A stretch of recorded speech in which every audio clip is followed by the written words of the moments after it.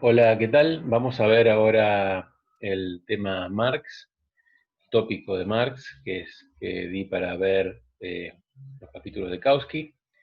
Ya les dije que vayan leyendo ordenadamente el libro.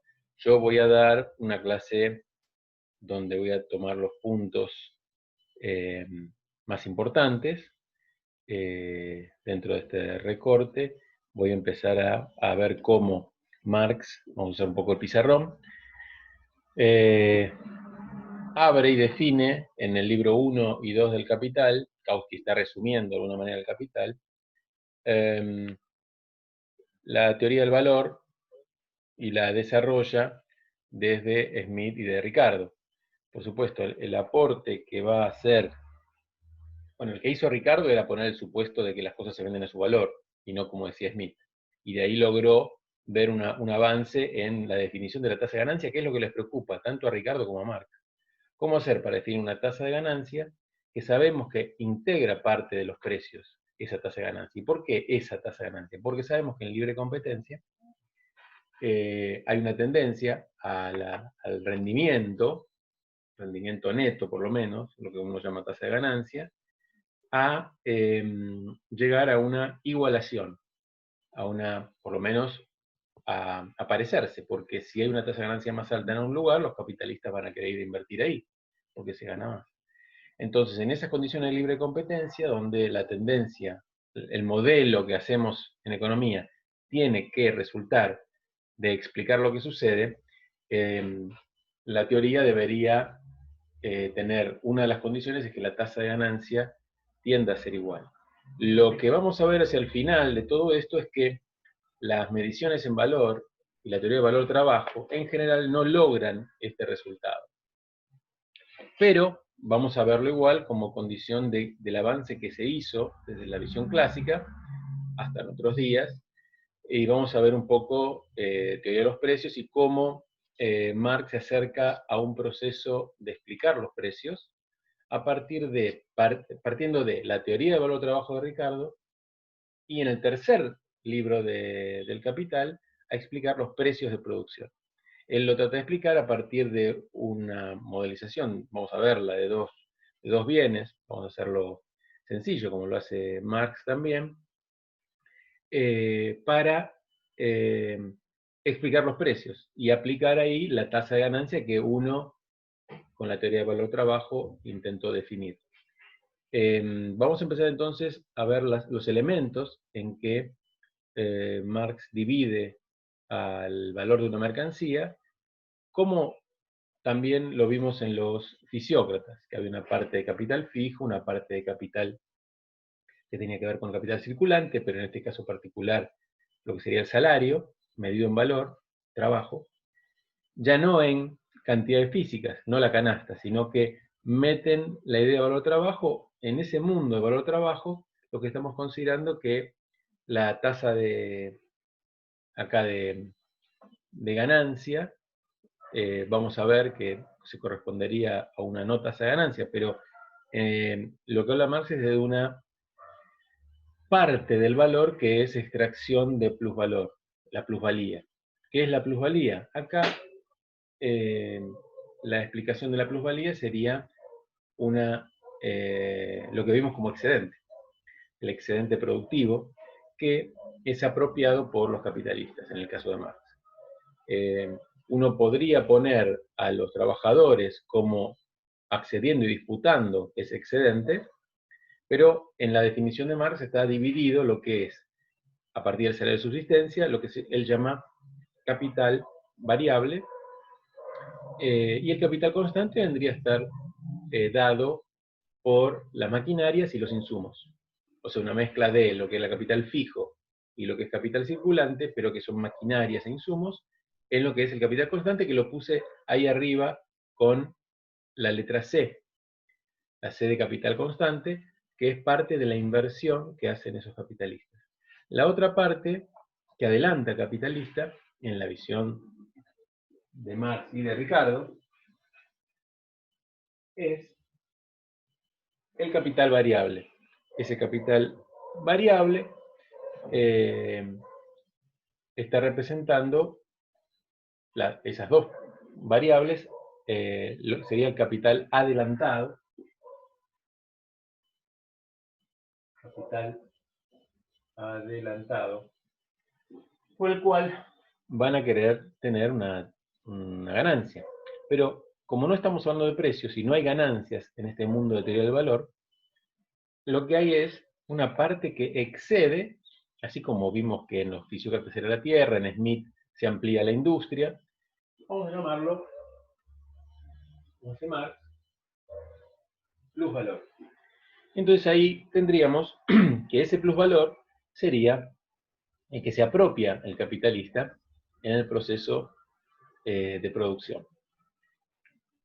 Efectivamente, cuando invierte en un capital constante como este, no es que se usa todo, la máquina se amortiza, como dijimos. Uno podría, que cuando explica, vamos a verlo más adelante, un precio de un producto, uno tiene que usar una parte consumida de ese capital constante.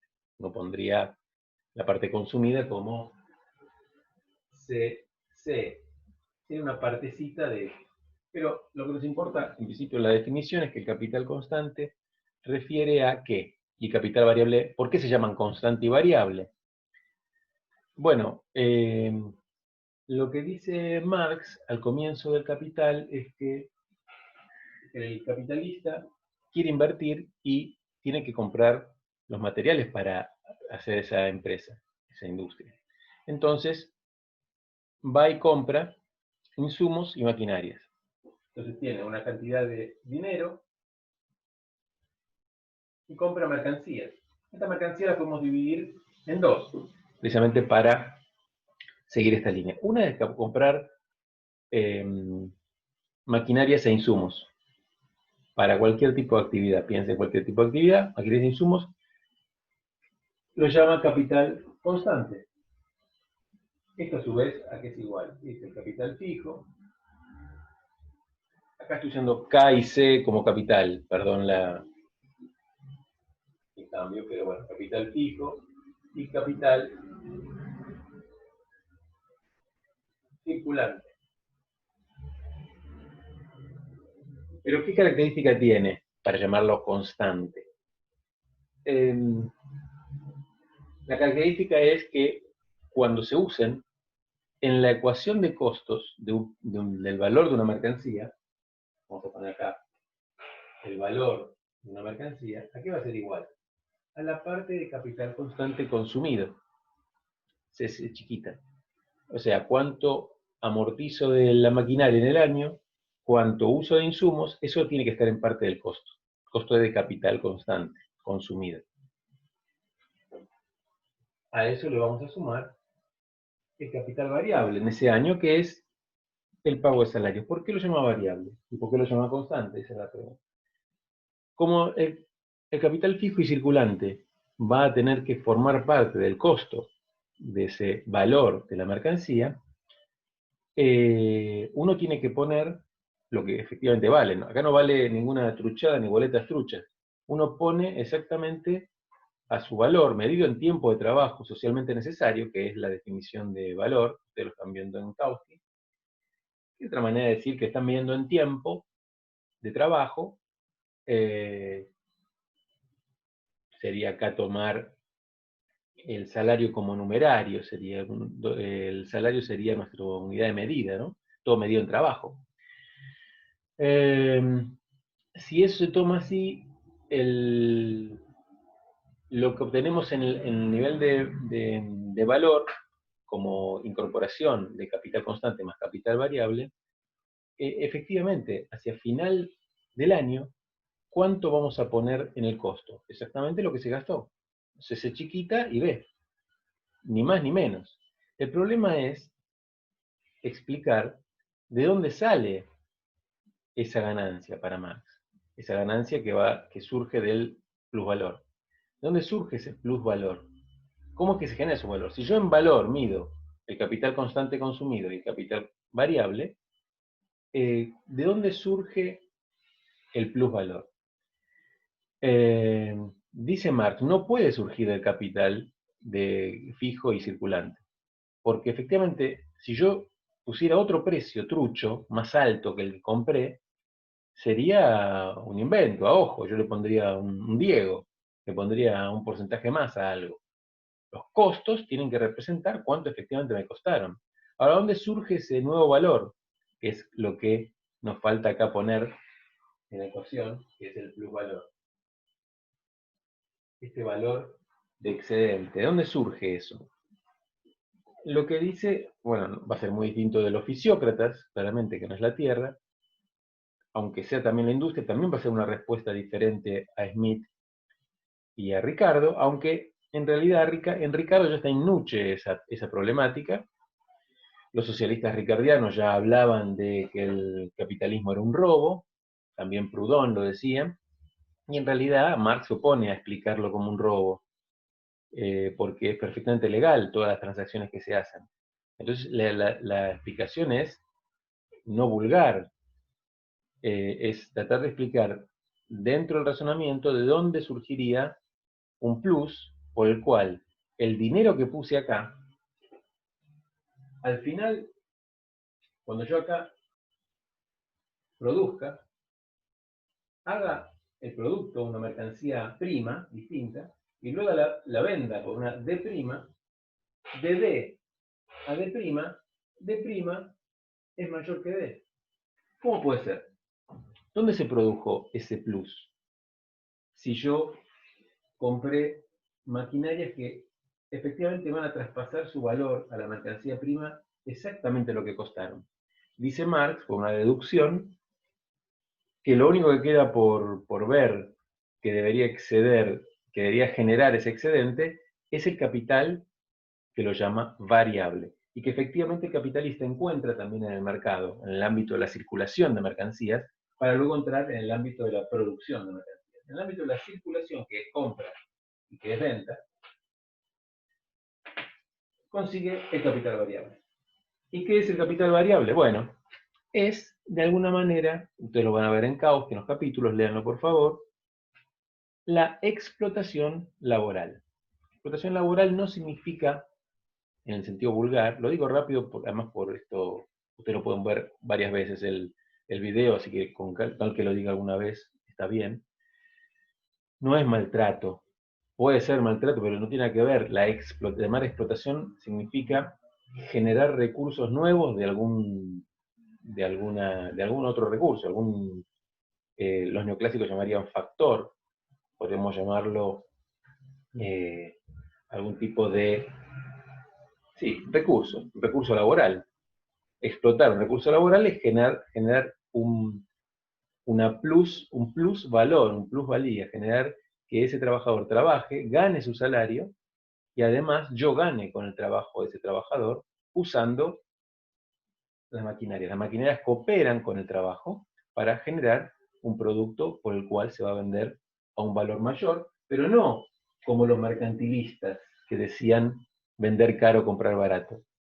Porque eso va de suyo, que se produce igual acá.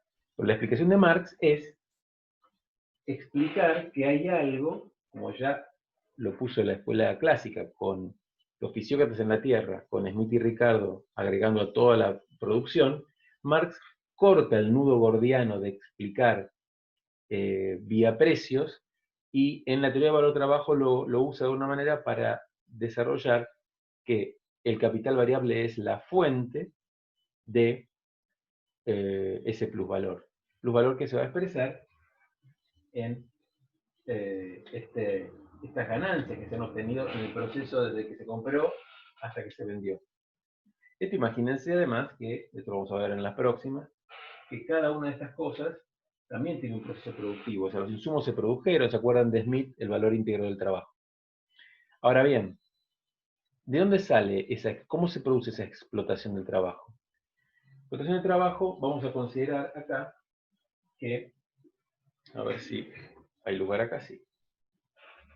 La jornada de trabajo tiene 8 horas y supongamos que las primeras 4 horas el trabajador produce en valor un valor igual a lo que cobra como capital variable. Es decir, acá, en estas primeras 4 horas, él produce su propio pago del salario, no importa el periodo, estamos hablando de un día, un mes, un año, y el resto de la jornada produce lo que gana el capitalista. Acá estamos hablando de, fíjense, o sea, estas dos estamos hablando. Lo que más llamaría trabajo vivo. Porque está produciéndose en ese momento. En cambio, el otro es el valor íntegro de la producción, que diría Smith, capital constante. Si bien el capitalista organiza la producción y arregla el salario con el trabajador, está calculando cuando hace eso cuánto es lo que va a quedarle para él. O sea, uno podría medirlo en valor, medirlo en precios, medirlo en mercancías, como harían los fisiócratas, y es lo mismo, la explotación del trabajo se manifestaría igual. No es que hace falta la teoría de valor-trabajo para explicar esto. La teoría de valor-trabajo, vamos a verlo en la próxima, es necesaria, o es una búsqueda, un atajo que se tomaron Ricardo y Marx, por sus dificultades para resolver el sistema de ecuaciones que se necesitaría para resolver esto en precios, que recién en 1908 aparece Perron y Frobenius, que explican esto, la teoría de álgebra lineal. Si alguien vio álgebra lineal, habrá visto por ahí autovalores y autovectores, y ahí se explica parte muy chiquita de toda la teoría de matrices y de sistemas de ecuaciones lineales, pero por la época no estaba. Estaba tal vez para Maxwell en física, pero para sociales, para economía, no. Y también hay toda la discusión de que Marx participaba de la búsqueda de una solución matemática. En cartas a filósofos, él estaba en su estudio, estaba todo el tiempo buscando formas de formalizar lo que él quería hacer. Así que no es que hay un tema ontológico para separar acá de Marx. Él no tendría problemas en formalizar con tal que explique lo que quiere explicar. La matemática es un instrumento. En este caso, como yo estoy mostrando acá, no hay nada de matemático, es simplemente una forma de comunicar, es un lenguaje que por ahí me simplifica. Ustedes viendo esto, y volviendo a ver el video si quieren, pueden entender que esto es una compra de dinero del capitalista de una mercancía, que son de distinto tipo, que entra en la producción, que se produce un producto nuevo y que se vende a un valor nuevo. Y este valor es mayor que este, es el objetivo de la ganancia del capitalista cuando ya entra a producir e invierte. Cuando invierte, él lo que busca es que haya demanda, que se venda su producto. Si no se vende su producto, no va a invertir. No importa a qué nivel esté la tasa de ganancia, si no hay demanda, si no se vende, y yo ganaría, imagínense, ganaría muchísimo por este producto, pero lo que pasa es que no me compran. O sea, yo tengo un precio que está en el mercado, pero un inmueble. Ahora no se vende nada, pero yo con ese precio ganaría muchísimo. Entonces, no hace que yo me ponga a comprar, si tuviera la posibilidad, casas para vender, porque ganaría muchísimo. Porque no se están vendiendo. No voy a hacer una inversión, por ahí sí en casa, no es el ejemplo apropiado, pero para producir bienes de consumo, que es el objetivo central de cualquier inversión productiva, porque las inversiones son inducidas por la demanda, nunca son el factor dinámico causal. Es un error frecuente que se suele escuchar, que la inversión tiene que venir causalmente a mover la economía. Ningún inversor va a poner plata si no hay ventas antes. Entonces ahí está la responsabilidad estatal. Pero bueno, volvamos al punto. Acá tenemos capital variable y plusvalor, y es la jornada diaria en la cual uno puede decir que la extracción de plusvalor es este cociente. ¿Cuánto se va para el capitalista? ¿Cuánto se va para el trabajador? En este caso, 50 y 50, es igual a 1. ¿Sí? 4 horas y 4 horas. Ahora bien, hay dos procesos que ustedes tienen también en el libro de Kautsky, que es el capitalista que quiere hacer. Bueno, quiere agrandar lo más que pueda para acá y para acá este cacho de plusvalor, quiere ganar más. Entonces, en la explicación de Marx aparece lo que se denomina extracción de plusvalor absoluto y relativo. Vamos a ver esos dos y por hoy vamos frenando. La estación de plusvalor absoluta es simple. Viene Menem en el 91 y saca las leyes laborales. Y dice, ahora no se paga más horas extras y se puede extender la jornada hasta 12 horas, 16 horas. Entonces, bueno, te hacen trabajar más.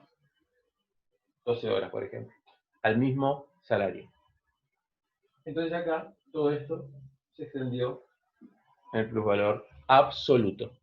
O sea, la jornada se extendió, el salario está ahí, o sea, el salario es lo que se paga en valor, capital variable, y el plusvalor se extendió por la jornada variable. Evidentemente esto en el siglo XIX ya explota, porque los trabajadores empiezan o sea, venían al revés, venían de jornada de 16 horas y fue achicándose. Lo que hoy decimos 8 horas como normal, fueron resultado de luchas muy fuertes de los trabajadores, capítulo 8 de Adam Smith. ¿Sí? Esos trabajadores y todos los trabajadores luchando por mejoras en las condiciones laborales. Para que el 1 de mayo, el Día de los Trabajadores, es precisamente por esa lucha que se dio hasta con muertos y ahorcados y chivos expiatorios de muchas veces para mostrar un castigo a trabajadores que luchaban por sus mejoras laborales. Ahora bien, como eso se agota y se logra las 8 horas, hay otra manera que es el plusvalor relativo. El plusvalor relativo es para este lado. Pero, ¿cómo se puede bajar el capital variable si estamos hablando de un valor que siempre referimos como un salario de subsistencia? Bueno, esta es la importancia de volver a los fisiócratas. No en el sentido de lo que se equivocan, sino en el sentido de que su medición en canasta física de salario es importante. Si el trabajador pudiese obtener la misma canasta física con menos dinero, hablando en valores absolutos, dinero, o en términos del valor trabajo, si con menos horas de trabajo puede pagar la misma canasta salarial, es decir, tiene lo mismo que come hoy, que consume hoy, que usa hoy. Vestimenta, comida, viajes, etc.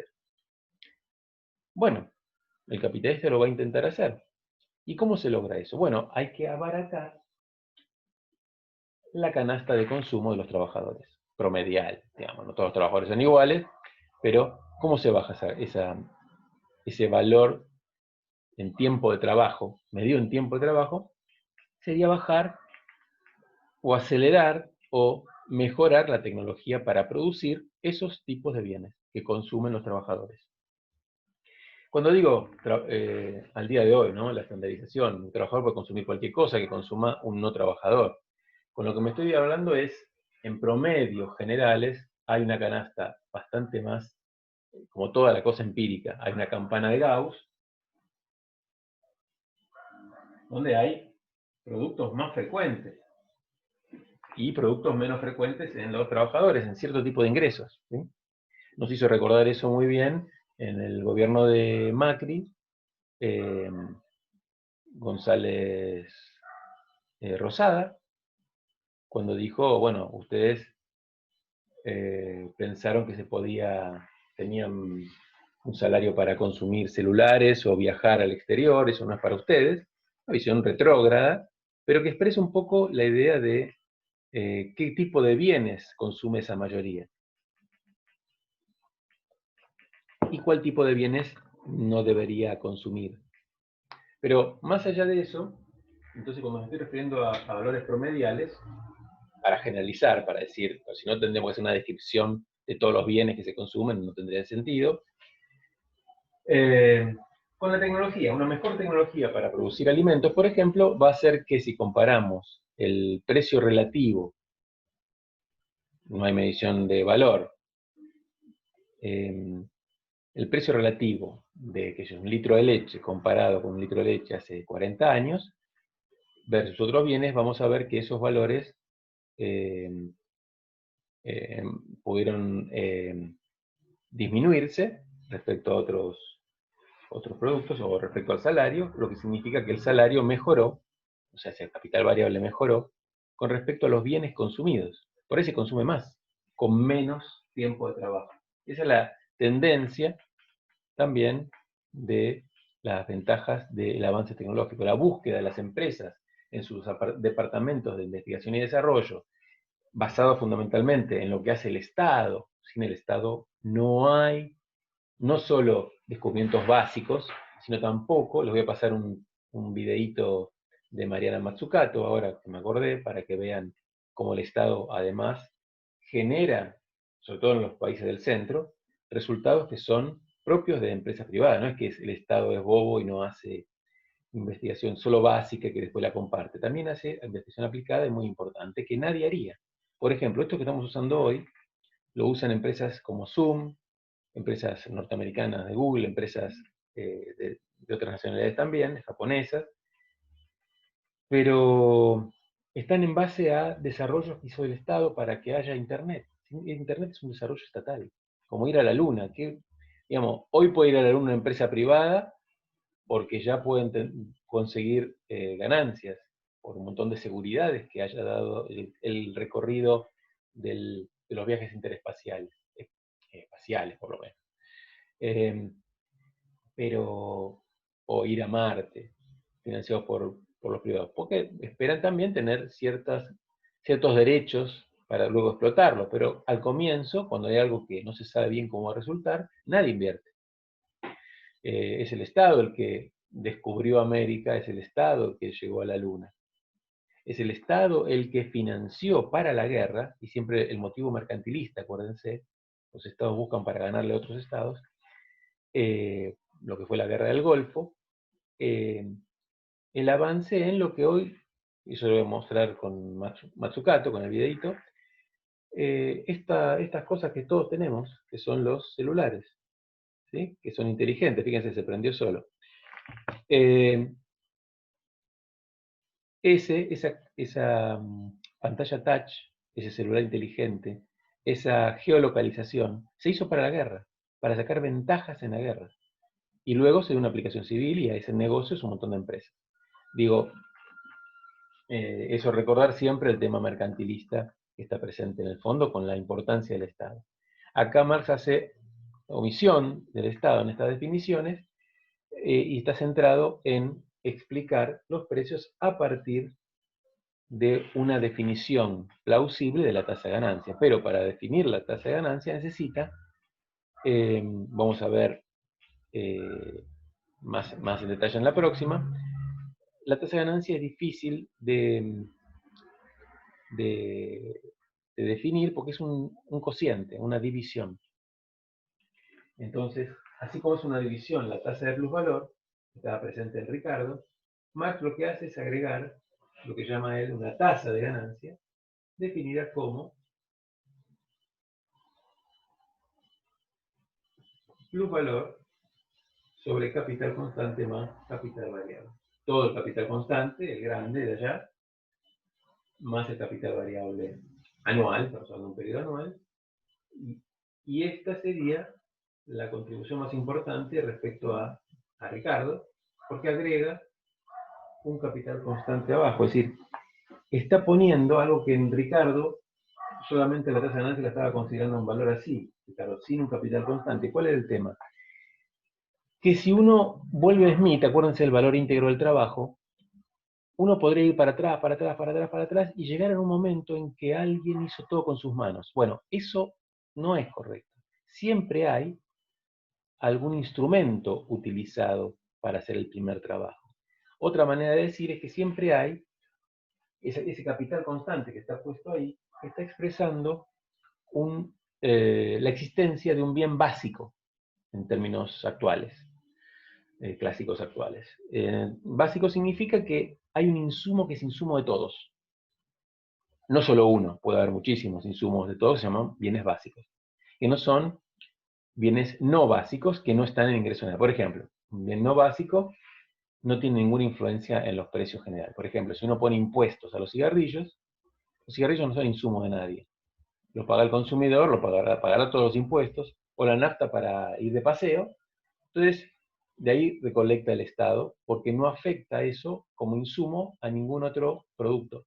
Y entonces, si sube los impuestos al cigarrillo y suben los cigarrillos, vos por ahí consumís menos o por ahí consumís igual, pero como es un mal, estoy castigando con un precio más alto y recolectando impuestos por ahí, en principio para desincentivar el consumo, más allá que lo logre, puede recaudarlo ahí porque no hay un traslado de esos impuestos por la producción de otra cosa con los cigarrillos. Te lo fumás. Pero decía, este cálculo en valor que puede realizarse no podía ser fácilmente calculable, lo vamos a ver la próxima, para hoy ya es mucho, vamos a ver el origen del problema de la tasa de ganancia, para el cual se hace toda la teoría de valor trabajo que ustedes tienen que leer de Kautsky, y cualquier consulta la hacen por WhatsApp. No me quiero detener demasiado en todo el desarrollo de la deducción de Marx que ustedes tienen ahí en Kautsky para ver, simplemente me paré en el último punto antes de cooperación, que no entra. El capítulo de cooperación, en el último capítulo habla de extracción de plusvalor relativa. Y extracción de plusvalor relativa, repito, es poder hacer que el trabajador consuma lo mismo con menos tiempo de trabajo para él. Por lo tanto, si la jornada sigue siendo de 8 horas, hay más tiempo que trabajamos para el capitalista. O sea, el plusvalor medido en tiempo de trabajo socialmente necesario. Cuando dice Marx socialmente necesario, significa la tecnología dominante.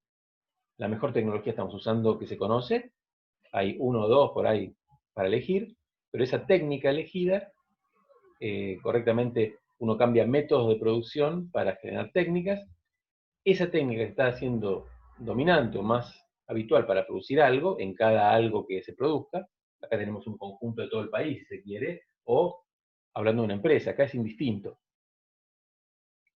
Para la teoría del trabajo estamos hablando en general, que si estamos hablando de todo el país, entonces la tasa de ganancia de todo el país va a tener que ser calculada, y eso es lo que no podían calcular ni Ricardo ni Marx, y desarrollan, esto es inventado por Smith, cuando mete el valor trabajo adquirido, que es lo que él se queda, y el valor trabajo incorporado, que es el que toma Ricardo, que después va a reelaborar Marx en esta teoría. Entonces, trabajo incorporado puede ser también visto como, si se quiere, coeficientes de trabajo al día de hoy, en idea más de un autor que se llama Leontiev, del siglo XX, y de Rafa mismo, que considera a estas lecturas como, bueno, la composición de cuánto maquinaria determinada, específica, que forma parte de capital constante, necesito para producir X mercancía. Cuántos trabajadores necesito, cuántas horas hombre, etc. Entonces pueden ser perfectamente medibles, solo que acá están medidas en tiempo de trabajo, que no es una medida que esté al alcance de los datos oficiales. Porque, en realidad, como dice Marx en el libro 3, las cosas se venden a su precio, no como decía Ricardo, como hipótesis lo dijo Ricardo, en valor. Pero, ¿por qué hace Marx 2 libros en valor? Porque intenta resolver el problema en valor de la tasa de ganancia, que no era posible para ese momento o para ellos resolverla dentro del sistema de ecuaciones de precios, que vamos a ver que en el siglo XX se pudo hacer. Pero lo importante de esto es ver que Marx expresa, más allá de la teoría de valor-trabajo, un proceso de que la búsqueda de ampliación técnica también tiene que ver con ganar más. Por supuesto, en todo este ejemplo que estoy dando, estoy suponiendo que hay demanda efectiva, o sea que las cosas se venden, y por eso el tipo va a invertir. Eso lo tengo que ver con Keynes recién. Pero ahora estamos suponiendo que sí, que hay demanda para todo esto. O que todo está ocupado, no hay desempleo. Marx no supone eso. Marx no supone que haya pleno empleo. Precisamente al revés. Vamos a ver al final de Caos, ustedes tienen un capitulito que habla de ejército industrial de reserva que hace fuerza para que el salario caiga. Ayudar a que el salario caiga también, desde el lado político, es decir, que haya desempleados, a largo plazo eso genera una pérdida de capacidad de negociación de los trabajadores, en términos de como lo definía Ricardo, pero la parte técnica lo que hace es agrandar las ganancias, en este caso no son las ganancias, es el plusvalor de los capitalistas, reduciendo el tiempo de trabajo que es necesario que el trabajador trabaje para sí mismo. Se autopaga el salario y queda siempre más tiempo para que los capitalistas se apropien de las ventas de ese valor trabajo incorporado en lo que sería el plusvalor. Es decir, genera un excedente físico el trabajador con su producción junto con las máquinas que puso el capitalista. ¿Qué dice Marx respecto a su proceso político? Bueno, las máquinas no son el capitalista, simplemente el capitalista, por algún motivo, y no siempre santo, sino al revés, el capitalismo, ¿cómo juntó esa plata inicial, esa riqueza inicial? Con venta de esclavos humanos.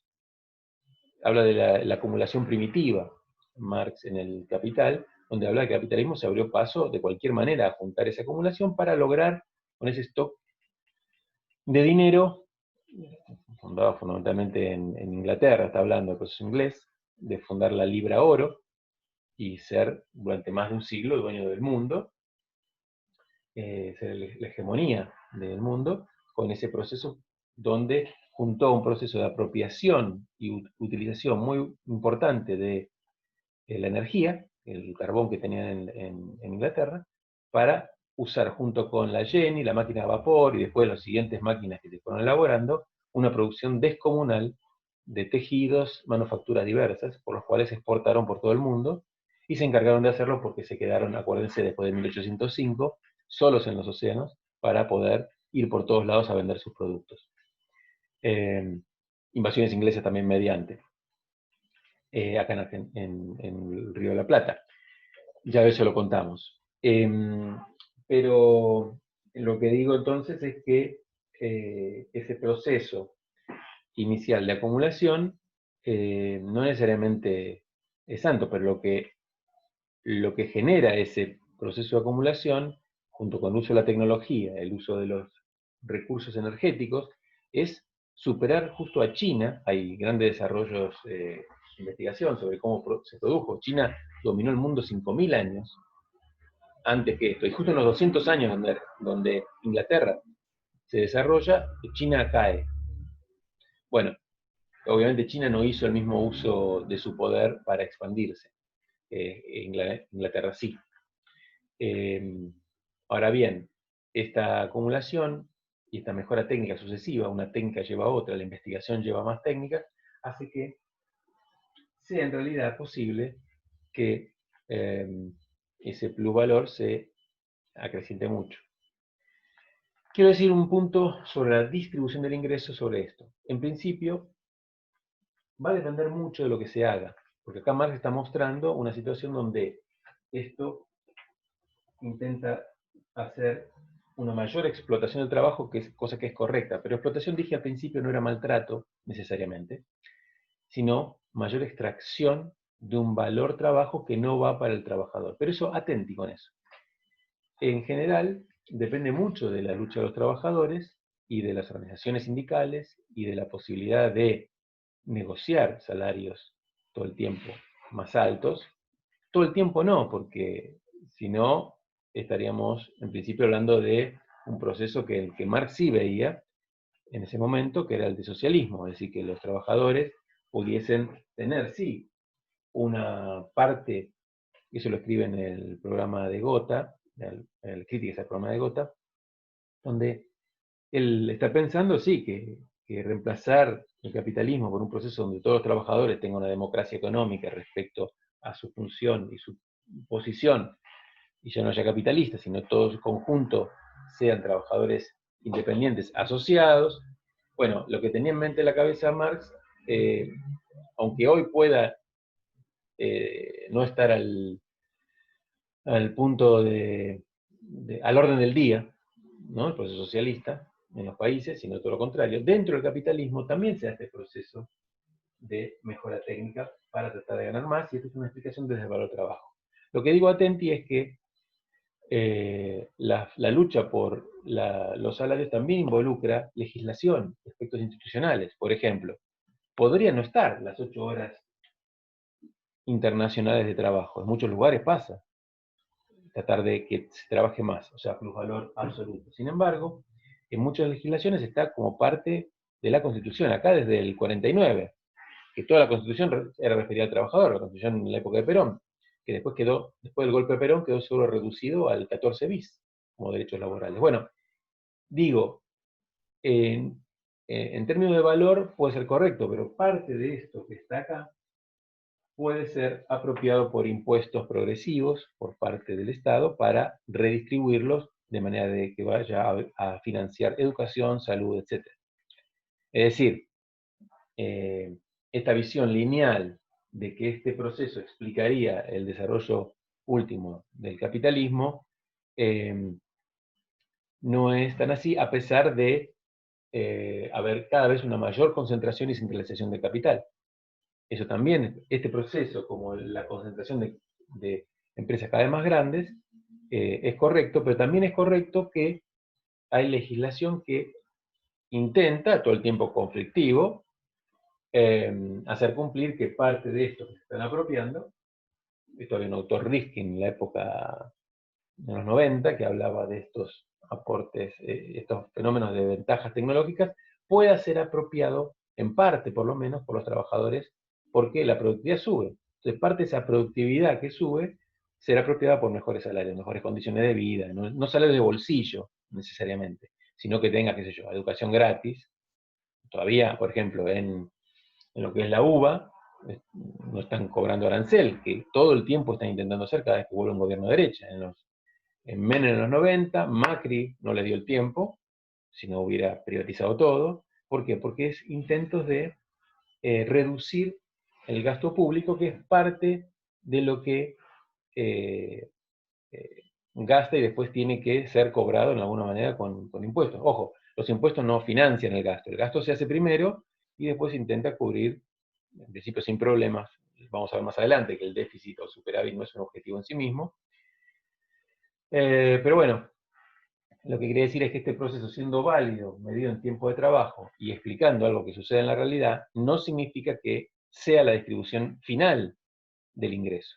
Porque ahí acá falta toda la acción de los trabajadores, luchando por compensar esta caída, que no se pase las 8 horas. Esta caída no la pueden compensar porque vos laburás con la máquina que te pone, y la máquina es una máquina que es mucho más productiva, con un solo trabajador, pongámosle.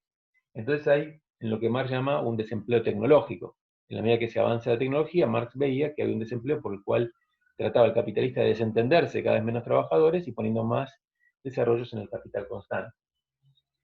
Eso hace que él veía que ese capital constante iba a crecer mucho y iba a hacer un denominador más grande, reducir esta tasa de ganancia.